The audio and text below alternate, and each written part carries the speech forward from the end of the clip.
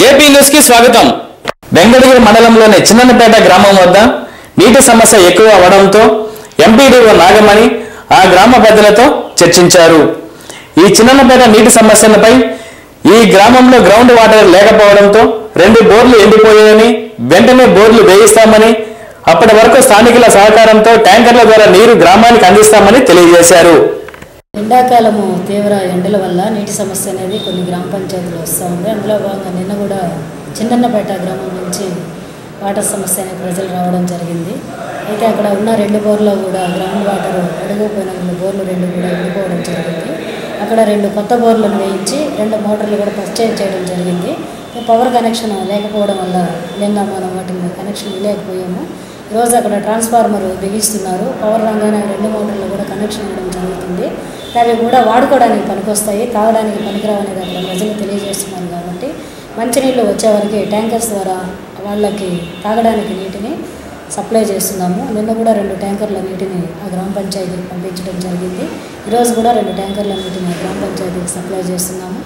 ఈ తాగడానికి భూగర్భ జలాలు ఉప్పుగా ఉన్నందువల్ల తాగునీటి సమస్యను కూడా ఒక వారం రోజుల్లో కూడా పరిష్కరిస్తాము. అంతవరకు తాత్కాలికంగా ఈ ట్యాంకర్ల ద్వారా నీటిని సప్లై చేయడం జరుగుతుంది. అలాగే ఎక్కడైనా గ్రామ పంచాయతీలో వాటర్ ప్రాబ్లం ఉన్నట్లయితే మా మండలానికి సంబంధించి వెంటనే కూడా మేము చర్యలు తీసుకుంటున్నాము.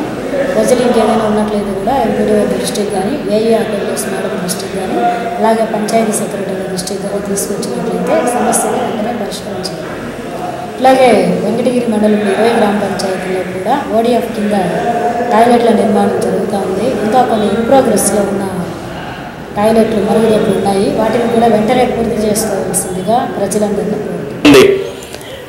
ట్యాంక్ పిల్లర్లు దెబ్బతినడంతో వాటర్ ట్యాంకు ఎప్పుడైనా పడిపోయే అవకాశం ఉండడం వలన స్థానికులు భయభ్రాంతులకు గురి అవుతున్నారు. అధికారులకు, కలెక్టర్కు ఎన్నిసార్లు అర్జీలు ఇచ్చినా పట్టించుకోవడం లేదని స్థానికులు వాపోయారు. అనాథలు ఉన్నాము అందరము. ట్యాంక్ కూలిపోయేటట్టుంది. మా ఇళ్ళ మీదకి వాయిల్ ఉండదు సార్. మేము ఇళ్ళల్లో ఉండలేక ఏదల్లో ప్రయాణాలు చేస్తున్నాం. మేము ఇళ్ళల్లో ఉండలేకున్నాము. రైతులు కూడా ఇళ్ళల్లో కొనుక్కోలేకున్నాము. రోజులంతా వనమాసం ఏదల్లో ఉన్నాం సార్. మా పిల్లలు జలలో ఏ టైంలో ఏం పడుతుందని మా పిల్లలు అదుపుస్తా ఉన్నాం. మేము ఒక్కరు పట్టించుకోలేదు సార్. ఎంతమందికో రాసినాం సార్. మేము ఉత్తరాలు కలెక్టర్కి రాశాము, ఎమ్మెల్యేకి రాశాము, ఎవరెవరికో రాశాము, ముఖ్యమంత్రితో కూడా. ఒక్కరు కూడా మమ్మల్ని పట్టించుకునేవాళ్ళు నాదులు లేరు సార్.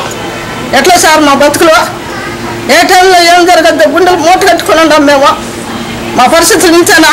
మమ్మల్ని ఏమైనా పట్టించుకునే వాళ్ళు ఏరా? మీకు అందరికీ రాసిన ఉత్తరాలు ఏం చేశారు? మమ్మల్ని ఏమైనా పట్టించుకున్నారు ఒకరన్నా? మా పరిస్థితులు ఏంది? మా బిడ్డలు అనాథలుగా ఉన్నారు. చెట్ల కింద వనవాసం చేస్తుండ్రు.